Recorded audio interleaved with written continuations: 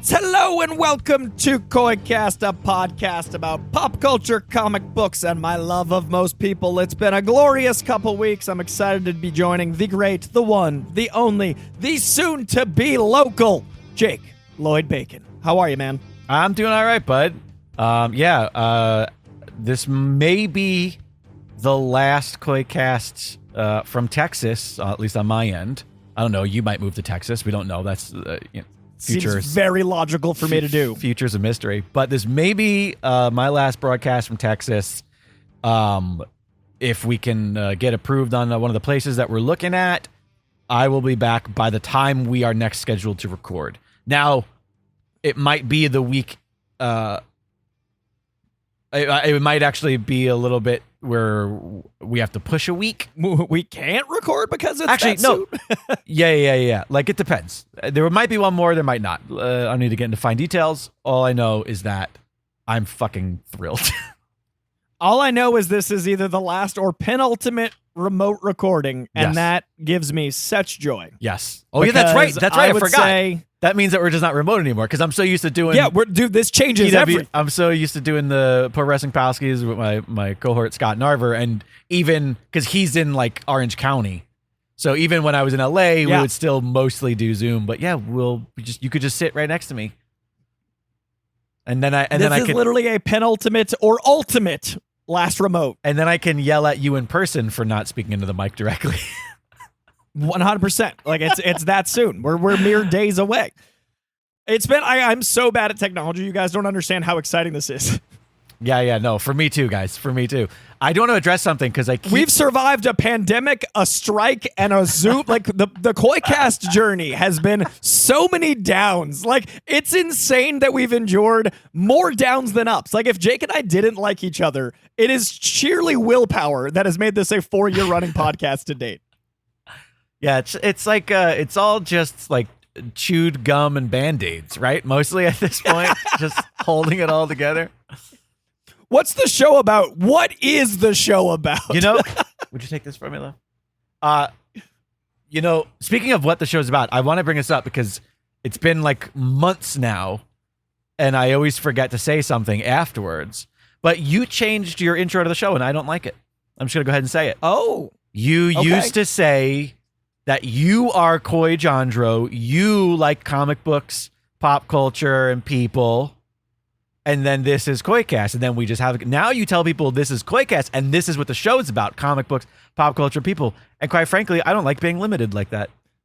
So you prefer me to identify as something, I and like then you. say, Yeah. and I host this show. Yes, exactly. So what's funny is I specifically changed it so it didn't feel like the Koi Show, comma, and Jake. I wanted it to be, hi, this is what our show's about, and then bring you into that. So ironically, the goal was the exact opposite of how it was received. You know what? I literally did it to be inclusive. No, and I respect that, but also like your name is on the pod, and there may be be the cast of Koicast. I know, but there may be new listeners who don't, because then what you're doing is you're omitting any of your own introduction. Because I then don't say like, oh, thanks for saying that I'm one of a kind, curmudgeon, enigmatic, whatever your words that you use are. But then I don't say that and then go, and by the way, I'm also here with comic book aficionado and pop culture superstar pundit Koi Jandro. So nobody has any idea who the fuck you are or why. It's a lot less context when intended to be more context. I totally see that now. And only so many people will be like, okay, this is minutia, but it's a fair point. Yeah. Do you want to know one thing that we're going to do when I do get back to LA? One of the very first things on our checklist is we needed to take like new promotional photos of ourselves for the pod, because the only ones because I was looking for something recently for some marketing thing, and the only ones are from like probably from 2020. Maybe I have like the long hair, and it was like we both look different. You look like a different person. Yeah, it was. Yeah, we need to update some imagery for our programming. Just gonna put that out there. Also, and this is a very like potential hope for the deep future, but with us in person again, we have for years talked about actually having this be a video pod as well. Yeah, so that's some exciting. Honestly, prospect. Like that's way more viable in the next 6 months now. There are a couple places that we've looked at where I've seen the layout and been like, oh, and that is where we'll do our live shows from for multiple things. So yeah, listen. So a great potentiality, folks. This That's is not a a long intro promise. to say That's not a it's promise, listeners. It's a hope. And it's also not going to be as soon as he's back. So it is a hope. Maybe Right. you get a Christmas special. We'll fucking see. Please, this you and I are week, so bad at planning Christmas. oh yeah, no, we've actually it'd be our first Christmas special. I love the idea of 4 years in, we have our first like successful. It's celebrating us being back in a room, and we're like, we'll finally do it. But this week we're going to get to hotline calls because we haven't the last couple times. We've also had a crazy I really like that Jake's joy of almost being home and his genuine joy over my engagement party this week. Like I have this weird just like zeitgeist shift feeling of like things getting better, and the world has been full of so much existential dread. It actually feels weird. Like when you wake up from a dream and it was a really good dream but you don't remember it and you're like, I feel vaguely positive and I don't know why. And I've just been having that feeling. All it took was for Joe Biden to drop out of the race. Dude, it was so funny. Within a week, I was like, birds are chirping, butterflies are ever. It was like such a cartoon. Like I was like Joseph Gordon-Levitt in 500 Days of Summer before he realized he was a dick. There was such like a buoyancy. But yeah, it feels like things are coming up Millhouse, and I'm like genuinely stoked for the next chapter of whatever that is. Oh shit! If this was a movie, this would be where the cut to happens, and it would be And you we're, like- in a ditch. The both of us, like you're in a ditch, face down, and I'm standing over you, and I have like bear claws across my chest, and my clothes are in tatters, and I'm just looking down at you, and I'm going, "How did this happen?" And then it cuts to 2 weeks earlier. Yeah. Like you are getting back from like Texas, your car breaks down. You live like hills have eyes. My fiance never comes home from work today. Like everything, the specificity of our joy is what kills us. You find out that she's an alien this entire time. Yeah, like some big pivot. But I've made like a contract with her race, so like I'm beholden to that contract by having the engagement party. Like all of the things we're happy about are the things that hurt us because it's like a Coen Brothers film. Yeah, like we're exactly. living the worst Texas lifestyle. That said, everyone that sent well wishes, and there were many of you, the engagement party photos since I was in a suit and she was in a white dress. We are not yet married. I appreciate all of the wedding well wishes to come, but we are merely engaged. But I did want to have a party because I do find reasons to celebrate should always be celebrated, and I'm a big, like, you guys know how much of a birthday person I am. More on that later. But I think engagement parties are really special because I think love is so downplayed in modern society. I think that movies don't have as much romance. I think that, violence and kind of nullifying romance has happened more and more, which is why I think why Jake and I love rom-coms so much, because there's a uniqueness to even the spirit of the rom and the com. And I was really beautiful to not celebrate purely myself. Like it was a celebration of two people. And it was really amazing to have people come out. My family flew out. I had friends that like I don't get to see very often make the time and effort, which meant the world. And to have so many people that don't know me seem so genuinely touched and like saying kind things about something that means so much to me always means like a unique thing. I love celebrating Deadpool with you guys. I love celebrating Spider-Man with you guys. But it's really cool to see you guys be happy for me about something that's like a life thing. And I kept saying, the engagement was so surreal for me because for the last 15 years, I've focused so much on my career that it felt weird to be like, I've got a life thing to share and be excited about. Like this, I have this button in my emotions left. Like inside out, I was like human. You still tried to get Sony to sponsor your engagement party. You still tried to, you were like, oh, but what if I dress up like Spider-Man and she dresses up like, just because I had two Spider-Man affiliated people at the party and we all did the thwip doesn't mean it's a sponsored post. And they were like, listen, we would, but we heard what you said on the Patreon only pod about Madam Web and stuff. And now you're not our guy anymore because the internet called you a shill and we believed them. But now that you're not shilling, frankly, we're done, Coy. But no, I get it what was you're cool saying. to celebrate. I appreciate it. Yeah, I get what you're saying, and I'm happy for you, and I hope that it means you recently got engaged comparatively to the world. Oh boy, yes, but a hot minute. We've been engaged for a hot minute. Hey, listen, we were supposed to get married, and then we ended up leaving Los Angeles. You made a big life change. You promised a big life change. Wasn't the one you put in the cards, but here we are. But what I was going to say was the reason why I like this so much is because I've been telling you since we started this podcast 4 years ago that, like, oh, yeah, this isn't your YouTube video. This isn't, like, I've always been saying about, like, the pod, like, I want you to be, like, who you actually are all the time and make it, like, personal, and we can have conversations about our lives. not every conversation has to be about fights and tights and shit. Like, we get it. Nerd shit is happening all the time, always.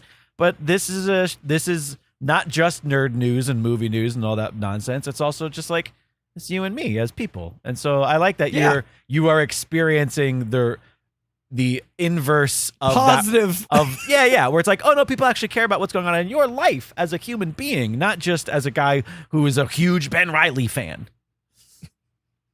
Which I do appreciate. But yeah, no, it's to scale. It feels way deeper and it feels way warmer. It feels way more impactful. And it's also like helping me with exactly what Jake's describing. It's helping me be more open about my stuff. Cause I had such boundary of like when I was an actor boy and when I was a stunt boy, like I must be over here. But like hosting is so personal. And I was even reluctant to share engagement party photos, but the response has been so like kind and warm, and it's been really special. So I wanted to thank all of you that reached out, and it's been a really surreal few months of like life feeling like it's about my life, not my dollars, which is nice.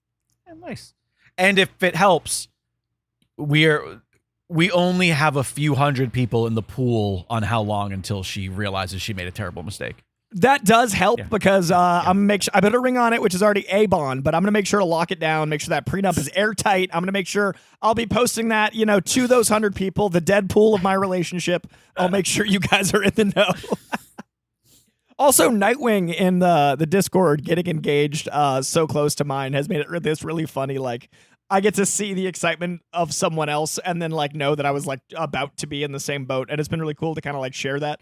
So the Discord itself, like it's such a personal thing to have calls. Like when we're going to do the hotline calls here in a minute, to have like names you recognize over the course of now a fucking high school career.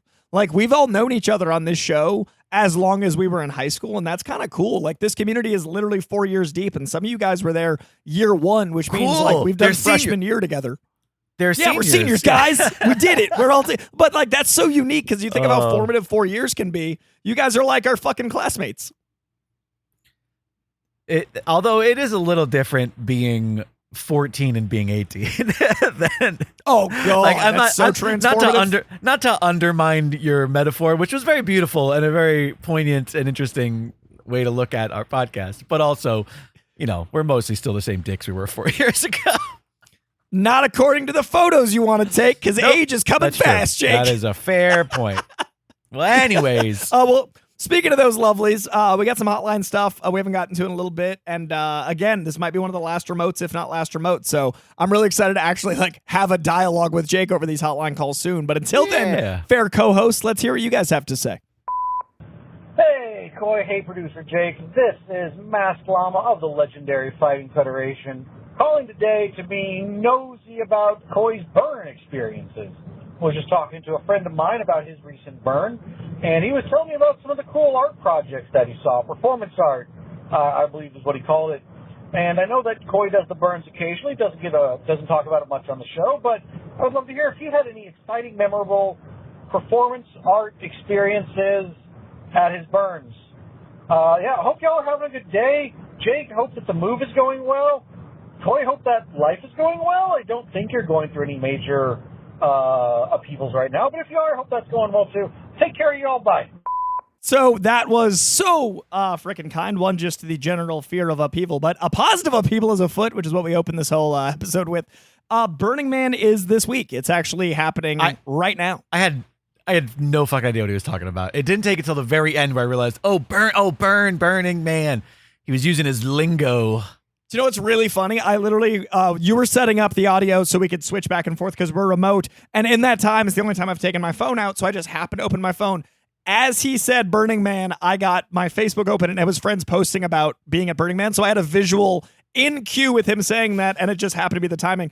But I am not going to Burning Man this year because it is actively happening in real time. I love the burn, but it is something that I don't want to do every year because I think it's an important like chapter, open and close. It's something that really transforms better and worse. And some of my favorite art pieces, I think, was the specificity. One of them is literally a life-changing moment in my career, and another was a life-changing moment in my view of art. And the career one was back about 10 years ago. Wow. Yeah, about 10 years ago, I went to Africa Burn. In like 2013 or 14, I think it was, I went to South Africa and I went to their burn, which is a lot more like how Burning Man was here. Burning Man is an art festival. It is not Coachella. It is not like any of these Glastonbury. It is actually in the middle of the desert, and you bring everything you're going to set up for art and also everything you're set up to survive. It's not something that is corporate at all. In fact, money is disallowed there. There's one place you can spend your money, and it's on ice and coffee in center camp. Otherwise, everything is gifting. It's not bartering. It's literally, here's the gift of a grilled cheese sandwich.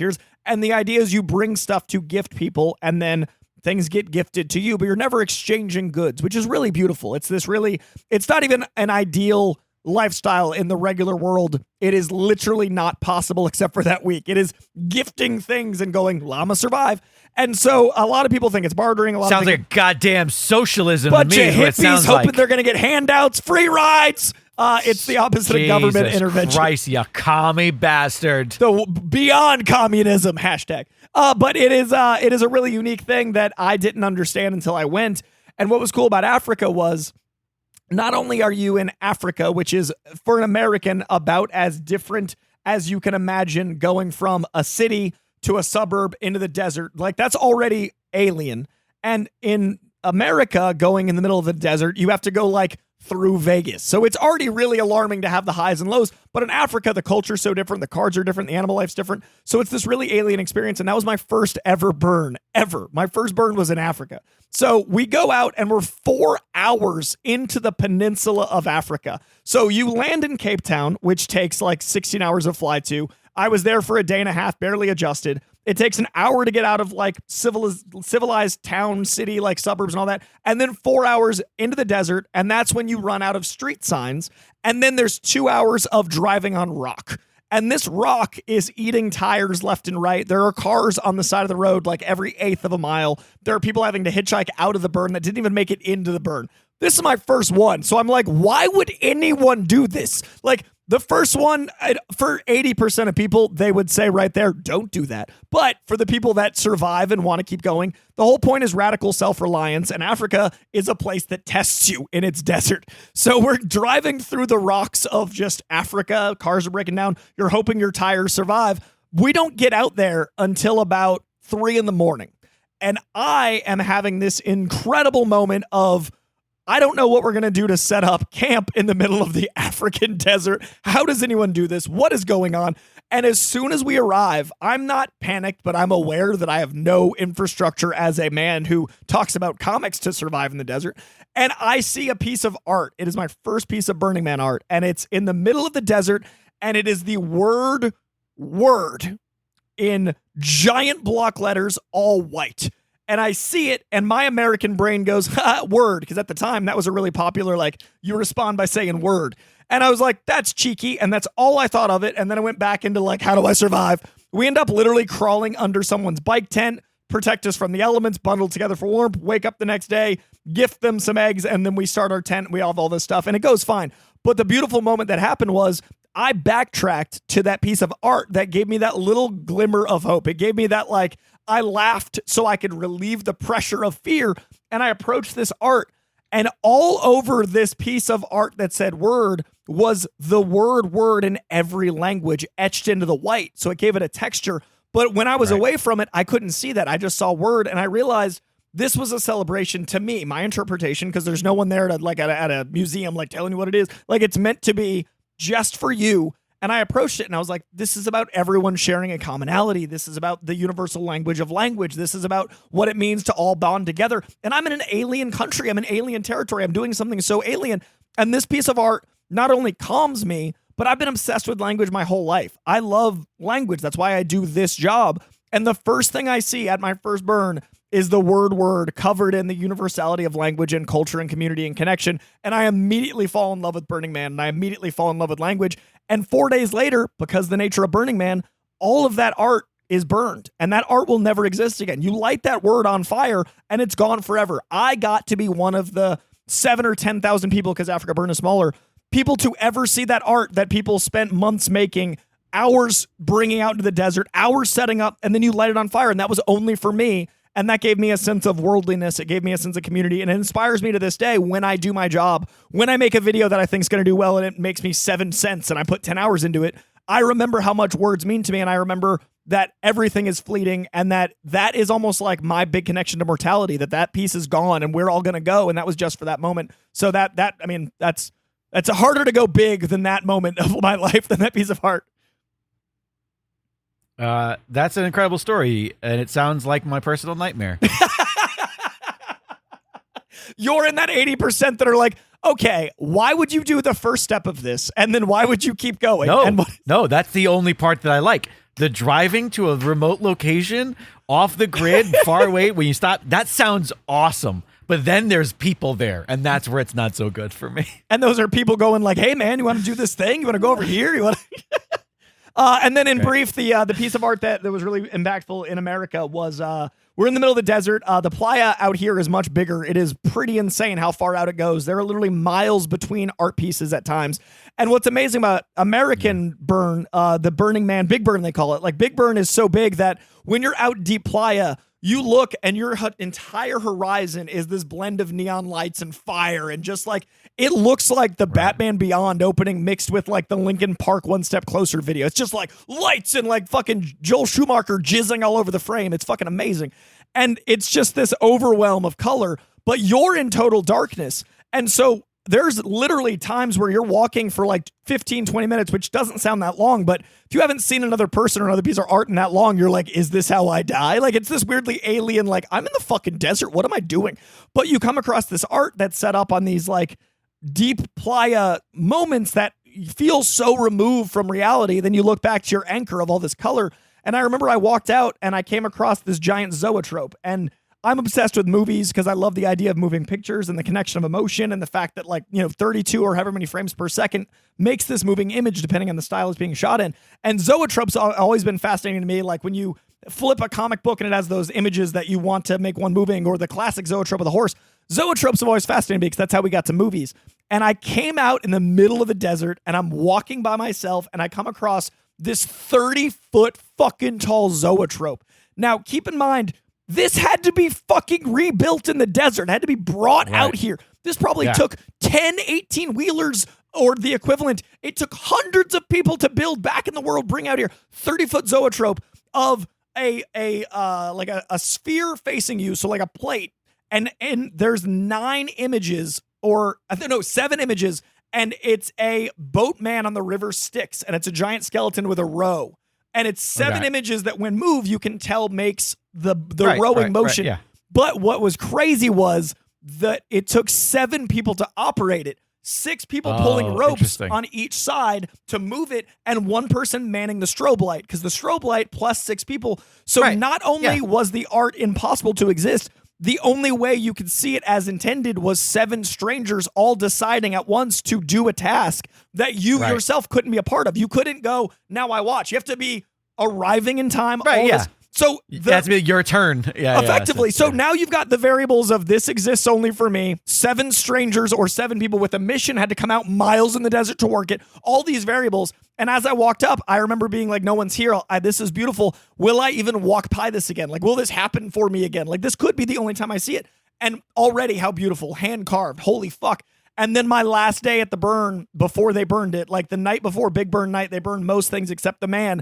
I happened to come across it again after leaving a bar that was a pop-up called the Shangri Lounge, which is like the Shangri-La of Deep Playa. They just built this bar, and some of the best mixologists in the world run this bar and make you drinks that are off of your personality. You talk to them for 5 minutes, they make you what you think you like. It's already this magical experience. So I have this amazing drink, and they're all dressed like vampires from Blade, by the way. They're in these amazing fur coats. They have fangs in. Like, this was my dream, dude. It was fucking insane. So I have this amazing drink that's my personality, wander the desert, and right as I arrive, the 7th person has arrived at this art, presses the thing, and it's this perfect zoetrope of the boatman on the river Styx.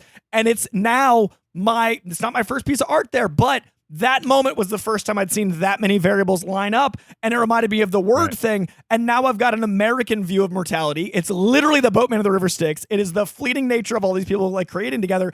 And I'm sipping on this drink as served to me by vampires, representing immortality. And I just have this great existential moment of like, how does this occur? And and that's what Burning Man is. It's a series of synchronicities that will only mean something to you. And that's kind of the point while you're trying to survive not dying in the desert. And that's why the art is so beautiful, because you're alive. It's a place of being alive.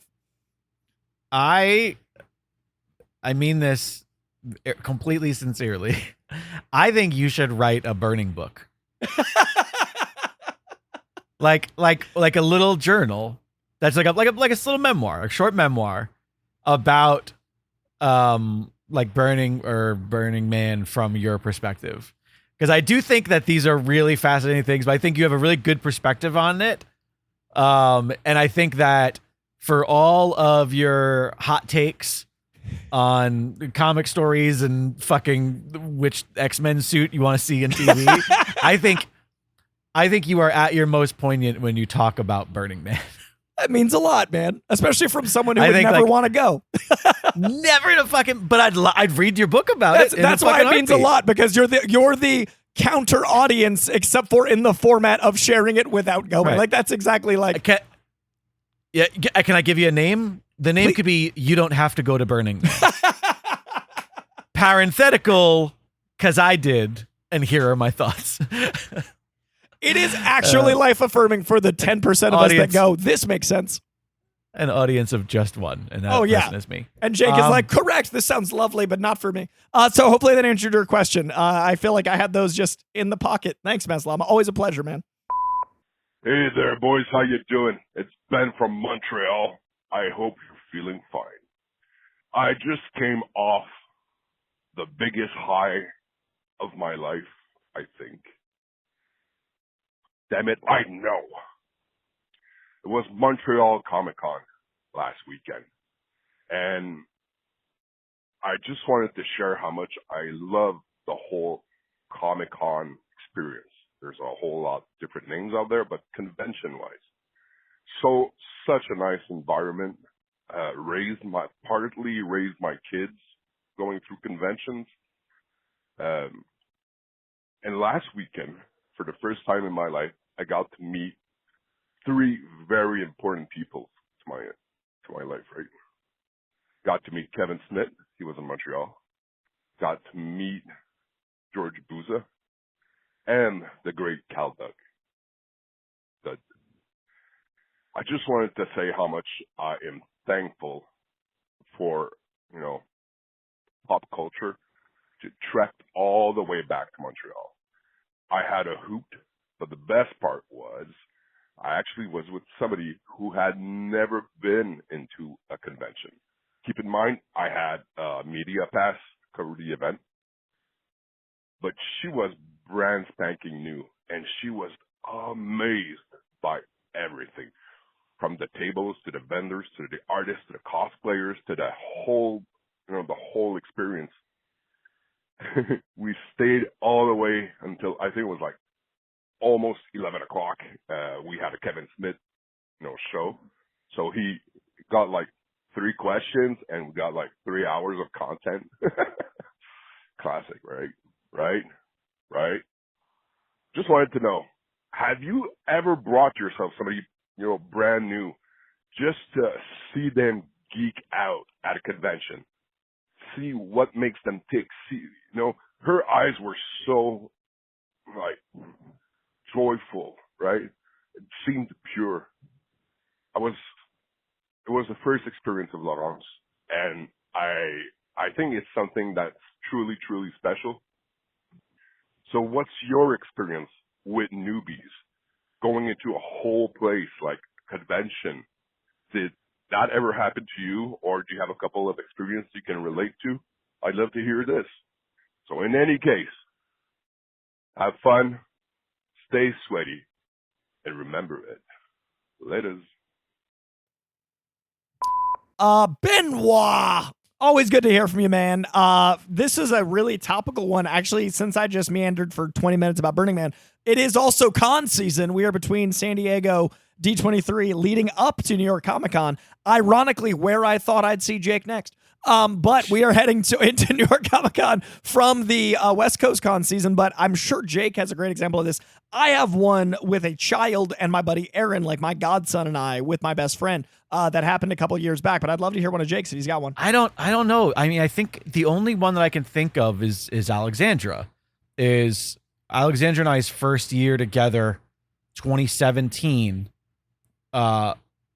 we were still pretty new at that point. We'd only been together for, I think, maybe 3 months. And we had this whirlwind of a July in 2017 because my movie premiered at 2 festivals in the East Coast. And we went from like LA to New York to like to New York City proper to Eastern Long Island, back to LA, and then right to San Diego. The day that we got back to LA, we drove down to San Diego for Comic-Con, and we had this like crazy insane, like the fact that we went to the Museum of Natural History in New York City, which is like our favorite place, my favorite place in the whole world. We went from the Museum of Natural History in New York City and on one day, and then the next day we were in San Diego Comic-Con, and like that was like this. That's the best. That's the coolest fucking thing ever. But her experience, I feel like she's, Alexandria, she plays shit close to the vest, She's kind of too cool for school. It's hard to know. She's too cool for school. I think that we were still new, and I think she'd like, when you're in a relationship at first and you're trying to be like, yeah, no, we all like the same stuff. We all do the same stuff. We're all doing this together, right? I think I'm struggling to remember what the show was, but I do think the crowd, she was definitely amazed by the crowd in San Diego. And then we walked into the floor, and I think it was definitely like she took it all in. I don't think she really like went, all right, this is really fucking cool, until we were walking down one of the aisles. You know how sometimes they just have like an entire cast signing like at a booth, and it's right on the, it's that main center aisle. I don't know what it's called, but that main center aisle down San Diego that goes the length. It doesn't go across the floor. It goes like the length of the floor. And it might be like a Fox booth or one of the big studios. And they just have that table with some screens. And there's always, and I think we walked by and it was some show that she had fucking watched every episode of. And I had never fucking heard of it. And she was like, oh my God. And like, they're all just right there 3 feet from her, like signing autographs. What I a think moment, that though. that was when she was like, oh, like I feel like that was when she got excited. Like, oh, you can really just run into anybody. You can see anybody, you can have any experience. Also, I'm pretty sure that year, like, that was a big year where I feel like I ran into so many friends there. Yeah. And I think that, like, I think that's where I met Alexandra, was WonderCon 2018. That was WonderCon. Yes. I think that was WonderCon. Yes, absolutely. But I likewise, like, I think that was in that next run, and that's where I met her. Actually, it might have been that. Oh, yeah, no, because WonderCon comes first. Yeah. It was WonderCon 2018, because WonderCon's first, right? It's in March. WonderCon's, yes, exactly. So that's where I met Alexandra for the first time.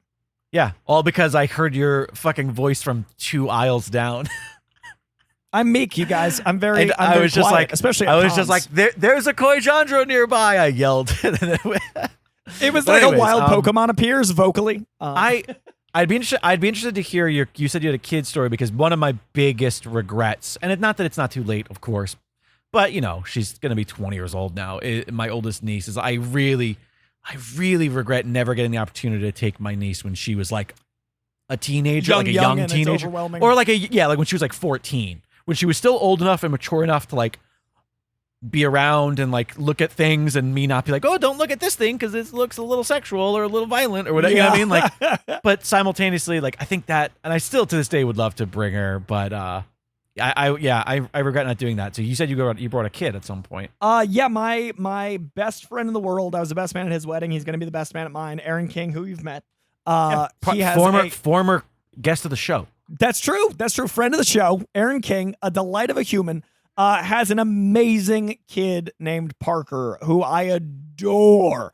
And Parker's life's been crazy. Like, Parker had health stuff in the beginning where he's got like a kidney thing where he was in the children's hospital for, basically, he was in the children's hospital for 90% of the first couple of years of his life.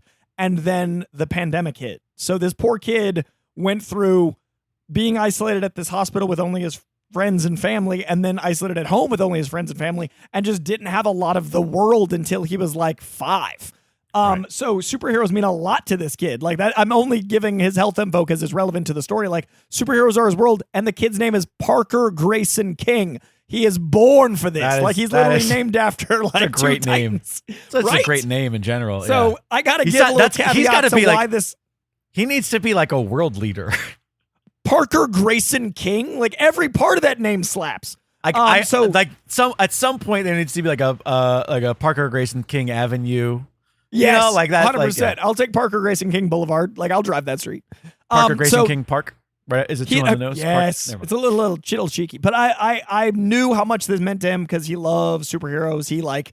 They were a great comfort throughout, like him being in the hospital, him being isolated at home, like the pandemic, all this stuff, and his name. And like you guys heard, Aaron, he's a nerd. He's my best friend for a reason. So this kid was born for this. So Boston Comic-Con Boston Fan Expo rolls around. I'm hosting Boston Fan Expo. Friday and Saturday, Aaron and I agree that are a little too crazy for a first con, much less a first con of like a 6-year-old. So we decide like he should come Sunday. And that's already overwhelming. Great. But Friday and Saturday, I've already done a slew of panels. I think I had 11 panels that year in 3 days. A lot. And so I'd had a ton of my panels, and I'm friends with a lot of the people year round. But at these smaller conventions and the medium conventions, you actually have time to see the people. You actually have like, it's not like San Diego where it's like, gotta work, gotta go.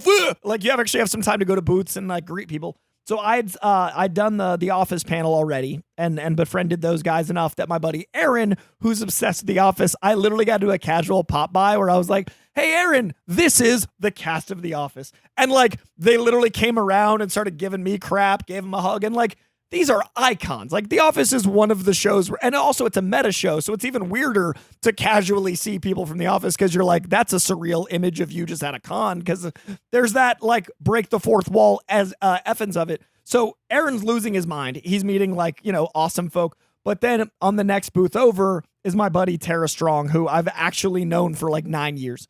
Tara Strong is the voice of everyone Parker loves. So Parker doesn't understand the moment that's about to happen, but he's getting more and more excited because he sees his dad getting excited. Because he doesn't know who Tara Strong is. He has no idea. Exactly. He knows the voice when she opens her mouth and Powerpuff Girls and everyone, Harley Quinn. So I very intentionally get Aaron so hyped first so Parker can kind of warm up into what's about to happen. I then bring Aaron over. I bring Parker and Aaron over to Tara, and Tara, without missing a beat, sees me, pauses her line, which is only 2 people. I waited. Pauses her line, comes over and gives me a hug, and then immediately looks at Parker and starts doing different Powerpuff Girl voices straight into Bluey. And Parker is like gobsmacked in a way that I can't even describe. He stops existing. He just looks up in just wonder and awe.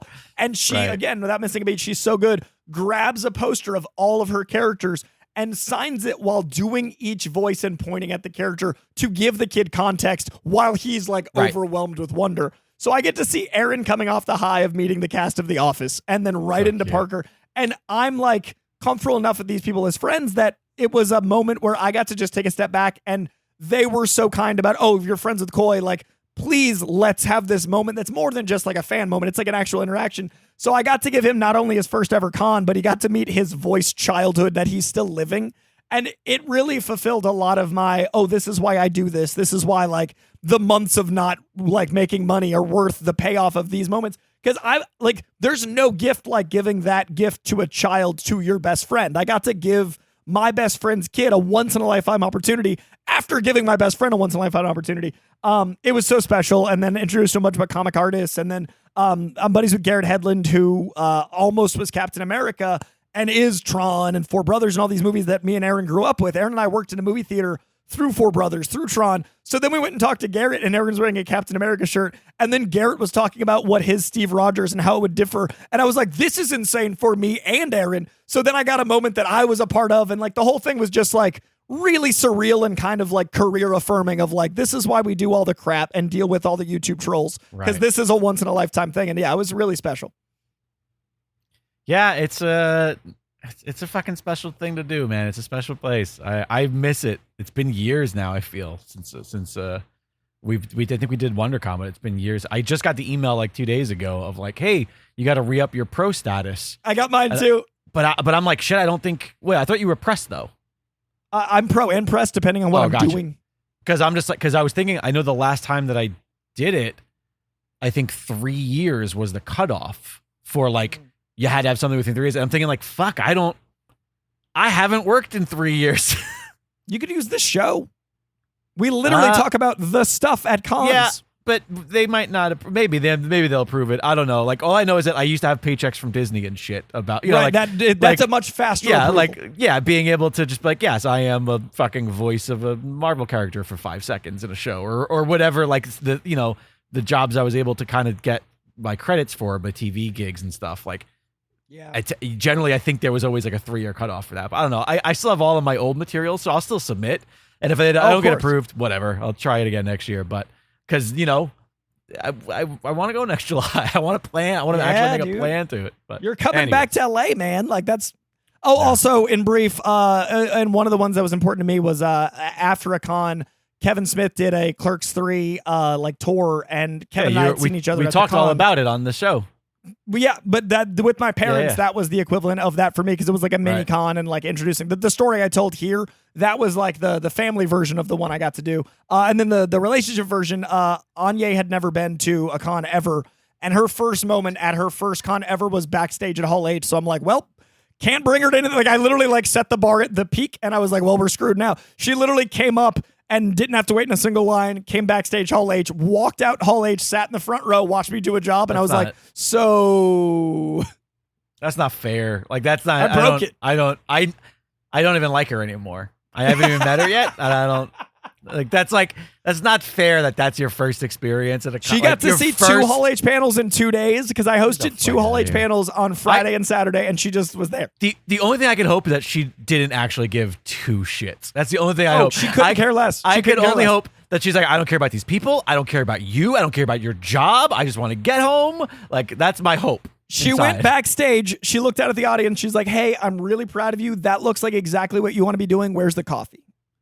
Like, it was such a beautiful moment of humbling while being loving. She loved it, but she wanted coffee. I do hope that she's a little bit patronizing to you. That's my hope. My hope is that you get off stage and like, wow, pretty big deal, right? I just spoke to Tom Holland in front of a live stream of millions of people. And I want her to go, yeah, that's cute, honey. Like, that's what I want in my heart. She's really good about going like, I'm going to give you the energy you need, and then I'm going to give you the energy I feel, and those are going to be a beat apart. Like, no, I'm marrying this girl for 5,000 reasons, and one of them is that during the Hellboy panel, like I told you guys, she showed me the Robert Downey Jr. thing, but then as soon as that moment was over, she was like, okay, so before we go to any parties, I need to eat, I need to change my shoes, I don't need, like, there's a moment of like, this was for you, this was for me. Now, reality's here, and I'm a person. I love her to death. She's absurdly good at this. But yeah, Comic-Con means the world to me, and Benoit, that made me so happy because Kevin is the coolest, and all those stories sound great. That's why we do this. That's so special, man. Hey, guys. Harold from Alabama. At Harold Stokes and everything. Hear me out. Just hear me out. I think the RDJ as Doom, given the majors of it all, was the best option they could possibly do. Hear me out. Because they are trying to have the new multiversal big bad guy. Instead of, like, okay, first off, think about, like, how long we would take to get to Immortal Doom, whatever, I'm trying to remember, the Secret Wars Doom. We're doing that Doom. Like, and so casting RDJ in this role adds story, built-in story to both the audience and characters in the story because they're going to see him and think it's Tony. But, like, obviously that can, like, get washed over. We haven't played with that aside from the Chris Evans moment in Deadpool. We haven't played with that really yet. So just imagine the built-in moments of like Peter seeing him and thinking it's Tony, Pepper, whoever. Yeah, I mean, the culture comes back. But just think about it from that perspective of, no, they're not doing Doom is Iron Man is Doom. That is not what they're doing. I do not believe that's what they're doing in the slightest. I think if you go down that path, yes, it's filled with negativity, but I think they're doing, no. He is just a multiversal Doom who is taking over. Like, it would not shock me if his introduction or like the Fantastic Four post-credit scene, like was mentioned in the episode, is him killing the Council of Kangs and like taking that power and taking whatever the Beyonder. So like, I think we're getting that story instead of doing the Beyonder, which as someone who kind of wanted Beyonder for a while, I kind of love that they're doing this now. but also because I always wanted, I think Kevin Smith said it first place I heard it, of doing Mark Hamill as the Beyonder. That would have been fun. But I think we're doing Doom as that. We're going to mirror so many things. Like, think about, we're going to get the moment from the comic of Doom ripping Thanos' spine out. That's going to happen. And we're going to mirror Tony getting stabbed by Thanos. Like, that's just going to happen. I think it's going to be brilliant. It's going to be amazing. I'm so excited. Just, let's be positive, guys. Anyway, I'll hang up and listen. Harold. Such a ball of positivity. He's so excited. I am so happy for you, Harold. For you, not for me, not for the MCU, but for you, because you have all of the things that they want you to feel right now. And I'm genuinely, that is, you are excited, and that is great. Like, I love excitement. That's why this stuff is great. And I want all of that said first, because now I have to say, Harold, long-time listener, many-time caller, all the respect in the world. Like, you're one of the OGs. I think of you with this podcast. Harold, you know what you didn't mention once? The Fantastic Four.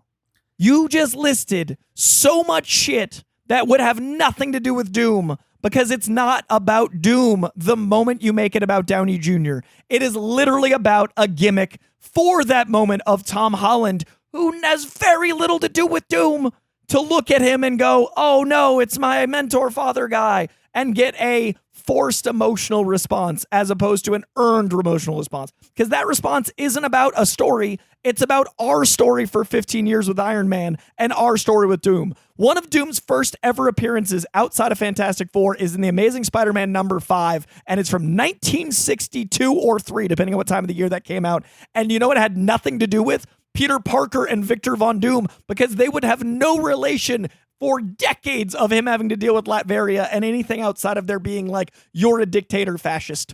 That is the relationship. Now it's based on a relationship with Iron Man, which already was stretching a tenuous boundaries of stuff outside of the comics versus the MCU. And now they're pushing that to a limit of, oh wait, we've got to have a forced emotional response about something that shouldn't already exist. It is bad for the MCU, but I'm happy for your excitement. And I want it to be very clear that this anger is at a bad decision, not at you, because it's a bad decision. I agree, Harold. I think you're smart and great and perfect, and I think that Coy is just a mean old sourpuss. I have an idea. You know how hard that was to me to do to Harold? Do you know how hard that was? Listen. I have an idea. Like, what do you got? So much prosthetics that it doesn't even look like RDJ anymore. I want that, especially with this show, right? He's got that show he just got the Emmy for. Yeah. But you know what they don't do? Hire someone for $100 million and hide them. I mean, no, but that's they don't do that. Right? That is not why you cast. Like, unless they're trying to make you look like a celebrity, a different famous person. But yeah, right. I don't know. Or you're in Tropic Thunder as Robert Downey Jr., but he didn't get $100 million for that. I'll tell you what. We don't talk about that. Anyways, thanks for the call, Harold. I'm sorry that Coy is such a fucking dick all the time. Hi, Coy and producer Jake. This is Hamish from Leeds. I'm not gonna lie, this one starts kind of sad, but it gets better, I swear. So this time last year, my best friend died, 11th of August, and I had the week off work because of it. And how do I say this? I had a dream during that week. Again, it's a dream. I have no control over this, so I'm just gonna say, because I literally wrote it down because it was so random. So, like, in the dream, I'm in some public toilet, and then there's like a basement latch door in the middle of the toilet, and I walk over it, and I get thrown across the room into the corner, and then Coy comes in,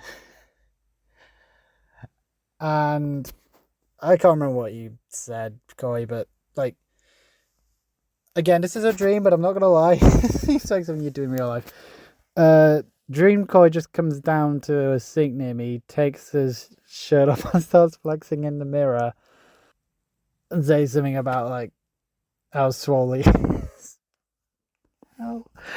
And then, oh god. And then I said, make some comment about like, oh yeah, little scrawny old me. And then you said something like, oh, that's a G, you look great. And I was like, oh, cool.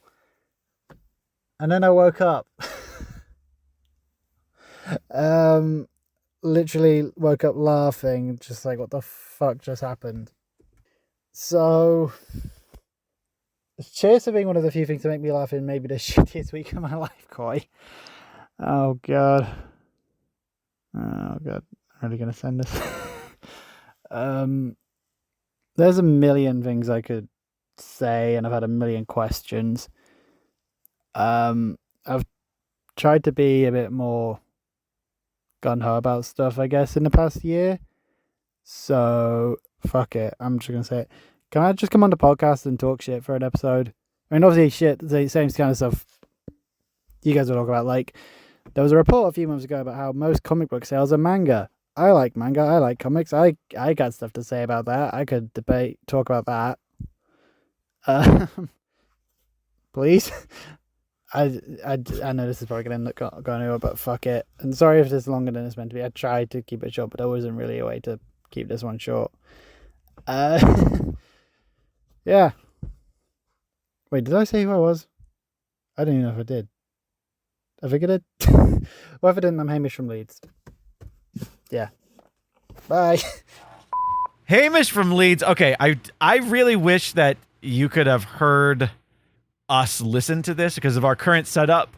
We just listen to it off air and then we start recording again. But that story about, well, first off, I'm very sorry to hear about your friend. I literally just this past week, Quay, I don't know. Do you know Maxie? Max, and maybe No. you don't. She's a friend of ours, and she's in the group. Maxie Solters, great actress, great comedic mind. She just passed away, not even 40 years old. Not even 40 years old. Like losing friends is the fucking worst. Obviously, like losing parents and older relatives is such a common part of life, and it's not good. It's never a good time to lose somebody, but I think there's something extra sharp when you lose a friend and a peer in the pretty much right the month that we started Koicast. I think like the first month of the pandemic, I lost my friend Eric, who'd been fighting cancer for years and years and years, who was literally 3 weeks older than I was, and it hits hard. So my condolences, Hamish. Sorry they had to go through that. The fact that same week though, douchebag Broham Coy visited you in a dream, My God. accosted you in an underground bathroom, took his shirt off, and just started flexing at himself in the mirror and telling you how swole he is.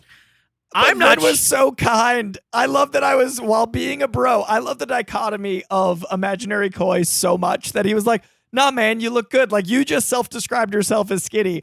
I love that while flexing, I was like, nah, bro, it's cool. We're good here.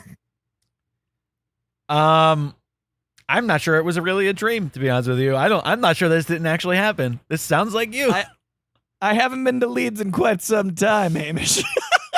God, we were cackling as you were telling that story. I have not laughed that hard. Thank you. I literally am crying. Thank you for that story, Hamish. And yes, be more positive. Happy to hear it. As far as being on the show, but you just were on the show. You are on the show. This is the point of the hotline. This is why we open it up to you. You can send something in every week if you want, and if we have the ability to use it and it fits in, we will use it. This is the whole point of the hotline, is to make everybody our collective co-host, as Koi says, each and every week. And I want that chaos about manga, because I don't know anything about it. So your expertise there, by all means, please. That was such a funny 2 minutes of my life. That was like, my sides hurt. I cried a little because I didn't know where it was going. At first I thought it was going to be kind of sexual, and I was like, we're not going to use this at all. And then it was just hilarious. Like, I also, and this is from like 2 weeks ago on the show, I've only seen 2 episodes, but I watched the first 2 episodes of Letterkenny on Jake's suggestion. The timing of this call with me loving Letterkenny's kind broness, like that literally is, I always want my brand to be like, I always wonder how I come across. You just gave me the gift of clarity that the bro kindness and the Letterkenny flavor. Yes. I by the way, I'm finally into new episodes for myself after catching up to what I had previously watched all those years ago.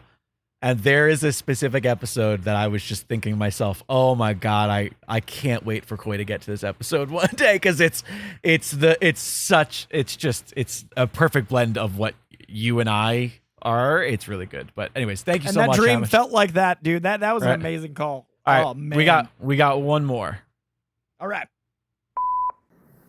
Hello again, Koi and Jake. This is Doug from Pittsburgh, or Darth Vadad on the Discord. Just wanted to say hello and thank Koi for the recommendations of comics that he often gives out on his YouTube channel nowadays. I've gone back and I've started reading the Wonder Woman run by Tom King, and I want to say it's really an interesting run. And if anybody's reading it on the app, don't just read the collected edition, read the individual issues, because the backup feature on Trinity is really good too, and you don't want to miss it. Also, Koi, I wondered, since your birthday is coming up, if the Amazon wish list has been updated, and whether or not your address for sending stuff to a P.O. box that your manager, I think it was, collects, if that's still good to send you things. Thanks a lot, guys, and have a good one. Doug McKinney, aka Darth Vadad. Dad of the pod, dad of the show, great sonorous voice.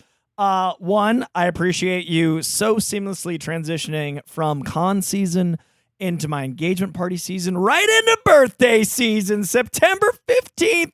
Before you know it, it's time for me to revel in me.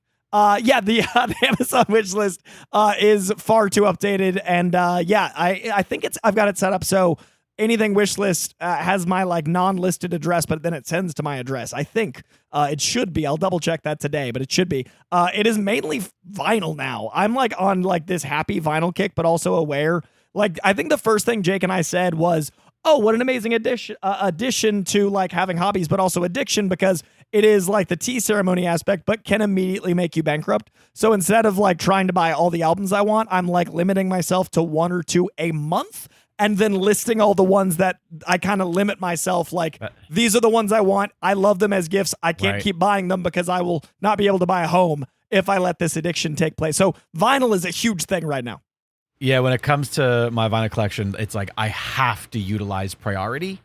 The only time that, so like, if I see something out somewhere, and I'm so pissed because there was a thing that I didn't buy that I'm really, really irritated about because it wasn't high, like it wasn't one of my on the list. Yeah, but the reality is I also know I will never see it again now that I'm not in New York, because it was a local. So Marcellus Hall is a singer-songwriter who I really, really love from New York. He's also an artist.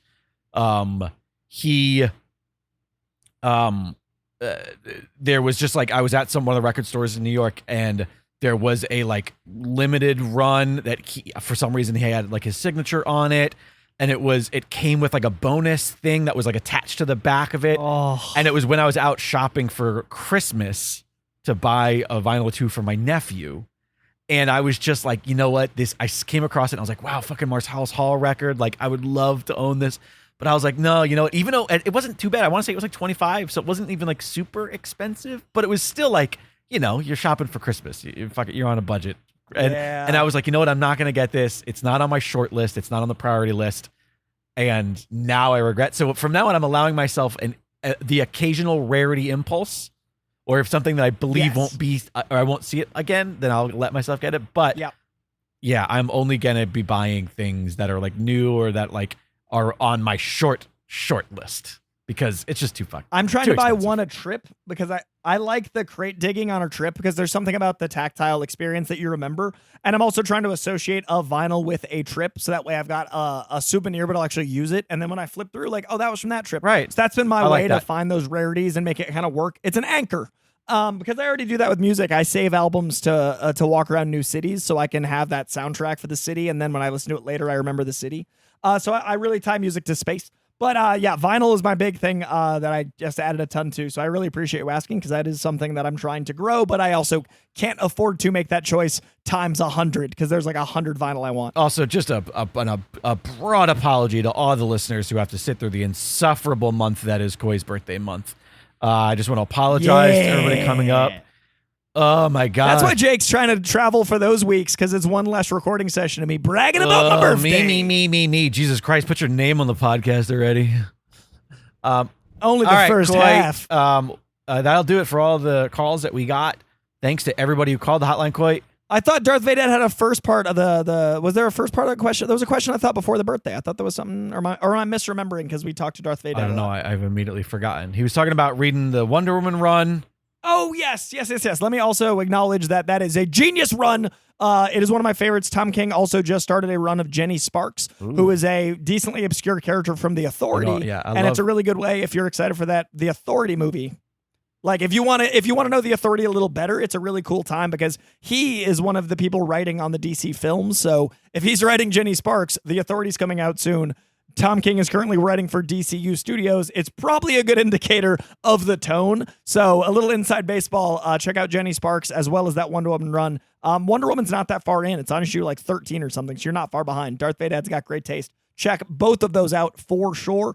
And that is going to do it for this week's KoiCast hotline calls as well as this week's episode. We wanted to go a little hotline. Koi, how do people call the hotline if they want to be co-hosts on this podcast? 818-794-0722. The audience can't see me, but my hands are up to prove I've got it memorized. It is 818-794-0722. And that is how you co-host this fine program. Leave your calls, leave your thoughts. Anything that fits the tone of that week's episode, we will absolutely include, time dependent, and we love hearing from you guys. Yeah, also, as you can see, like this shit's all evergreen at the end of the day. If there's something that's in an episode that you have an opinion on and that you want to throw a curveball at us on something, like just call when you listen to it. And then when we get to it, we'll revisit the conversation. The shit's not precious. As my nephew said a lot in New York that Alexandra are now quoting all the time, it ain't that deep, bro. It ain't that deep, bro. Call us about whatever. Much appreciated. And as always, check out koicast.com for merch. It is almost the holidays, which is terrifying. We've got shirts. We got once September hits, it's the holidays. It's terrifying because like you go right from September into Halloween and everyone puts up their Christmas stuff before Halloween. It's about here. The last third of the year belongs to capitalism as opposed to the other 2/3, which belongs to light capitalism. But yes, please check out koicast.com for our capitalism because we could use some stuff. That's how this show gets to exist. I'm going to jack all the prices up come Christmas time. No, do it right for Black Friday, then drop them back down to their current prices at 20% off. I'm going to jack all the prices up right before Black Friday, so you better get your brand new Maestro / Dark Side hoodie now because I'm going to double the price of it come Black Friday. And then we'll drop it by 20%, so it's still 30% higher, but it looks like a save. Capitalism. Same with the Patreon. We're going to jack up the patron prices and then drop them right before. Also, seriously, though, if you want to become a patron, we won't jack up those prices, nor the koicast.com. This is all satire. But it does help us keep this show going. And the patron-only pod is so much content and so little price. It is, and I'm not even kidding now, one of the best bargains on the internet at this point. It is like 200 episodes of us talking about so many reviews of so many things, and you get all of it day one. It is literally an option of like buying in and having more. Yeah, $10 to have more than you want. Like 200 episodes, all a minimum of like 30 minutes, some well over an hour.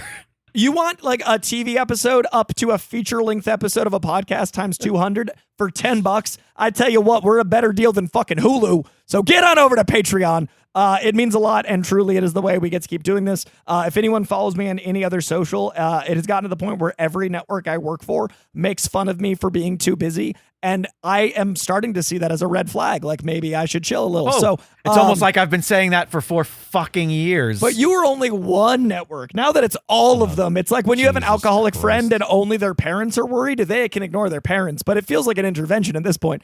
So I'm trying to slow down a little. And doing this show is something that is very emotionally fulfilling. And thanks to the Patreon, can be a little bit of money for the time we put in. This isn't me complaining. It is me appreciating, because that is literally how I'm able to rationalize saying no to other stuff that I can do this. So please keep it coming. I want this show to keep going.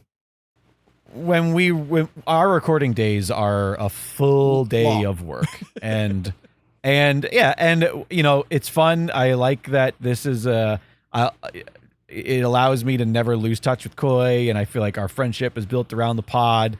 So it has a lot of benefits. But at the same time, sometimes it is a little bit tough to justify the weekday work when there's a lot of other. It's true, when there's a lot of other things pulling and calling. And I will say that as I get back to LA, I'm hyper focused on some other tasks right now. And so the reality is your Patreon dollars are very literally keeping KoiCast alive at this point. Because we don't have any ads, guys. We've never done it.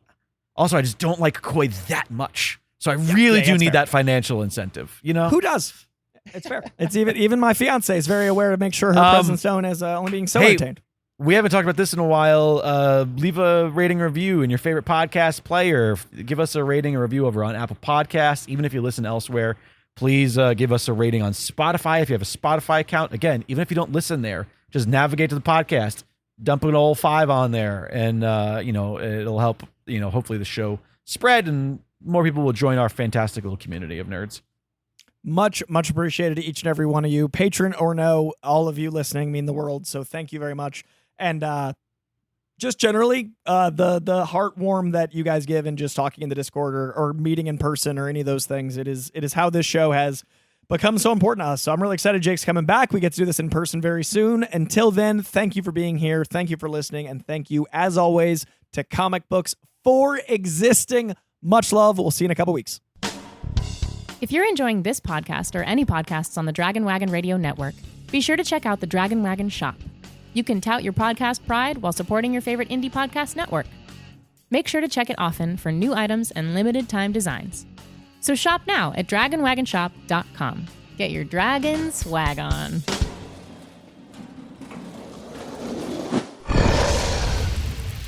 It's Dragon Wagon.